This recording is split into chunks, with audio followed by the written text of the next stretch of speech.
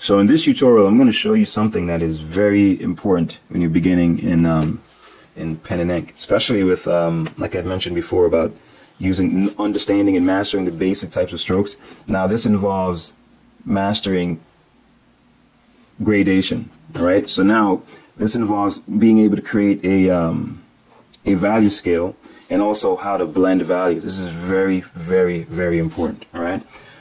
Believe me, it's painstaking and it's a little annoying to practice the basic stuff, but that's where you should start. All right. You practice every other skill in life going from basics.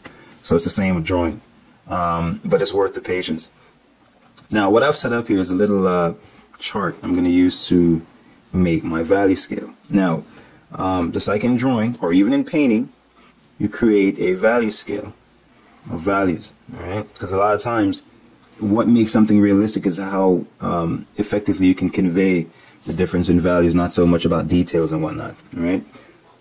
So, like with any value scale, I'm going to have a progression of values from black to white. All right. So pretty much this and block. I'm just going to use 6 values because I think if you can be able to distinguish 6 values, that's pretty much all you need. Anything beyond that is like unnecessary. Okay, it's good and it's useful, but unnecessary. 6 is enough.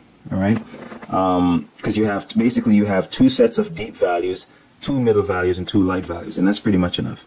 Now the thing is, we're going from black. All right, so what I'm going to do is you can use different degrees of darks. So I can either use a solid black or I can build my black that allows light to pass through. So for example, I may just cross hatch over and over until it eventually gets to a point where I'm comfortable, but it still allows some of the white of the paper to pass through. Or I can just use a solid black and just, like this.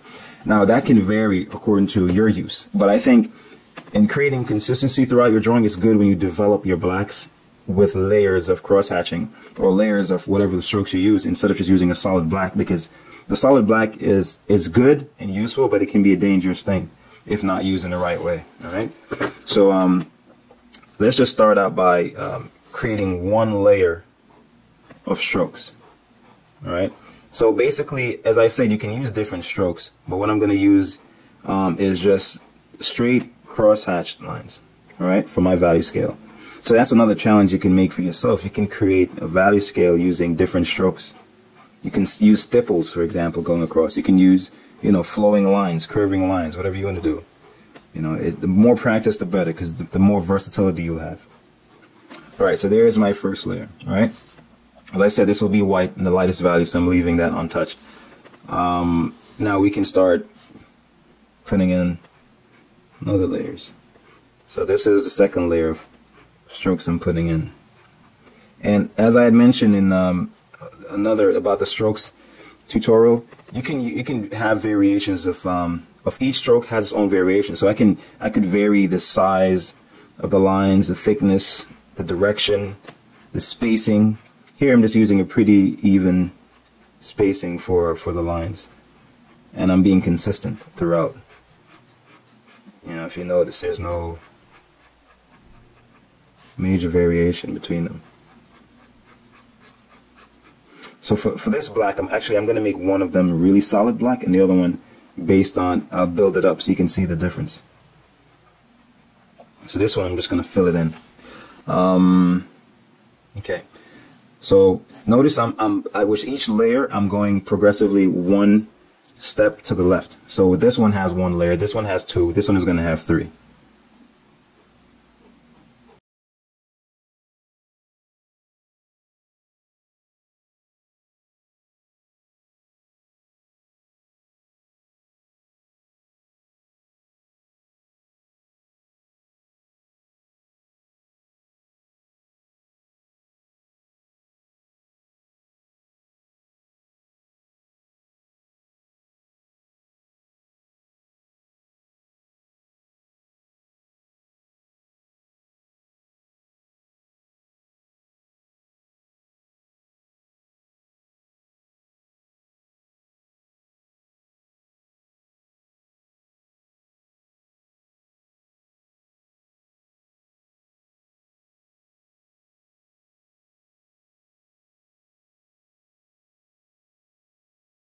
Okay, so here you see I pretty much just create this value scale using this is 1, 2, 3, 4, 5, 6. I've almost created a 6A and a 6B because this one has solid black and this one has a black based on built up layers of cross hatching.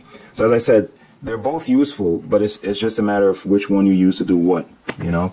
I generally use my build up blacks a lot, and I save the solid blacks for certain areas like accents and so on.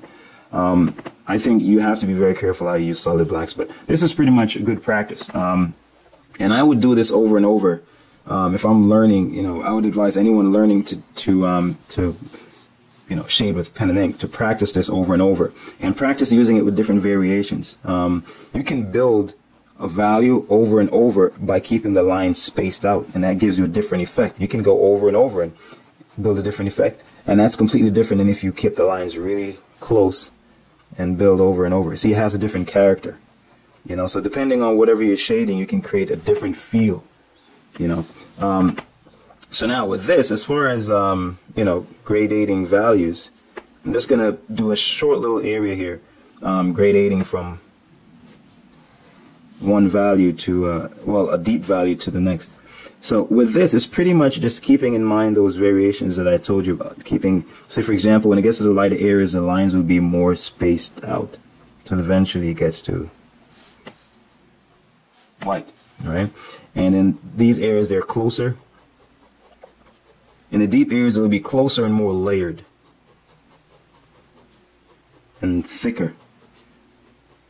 When it gets to the light areas, your pen should really just be barely touching the surface. You can even use stipples at this point, you know, little dots. There you go. Alright. And then of course you just keep building this. This is how you shade in pen. You have to be very mindful of those things, because it's not like pencil you can go over and, you know, once you make a mark, that's pretty much it. So it's better to put less and then build over that instead of going too deep and then you can't undo it. That's another reason why it's important to work in pencil before. See, at this point I'm pretty much just doing something like this. You know, kind of tapers out.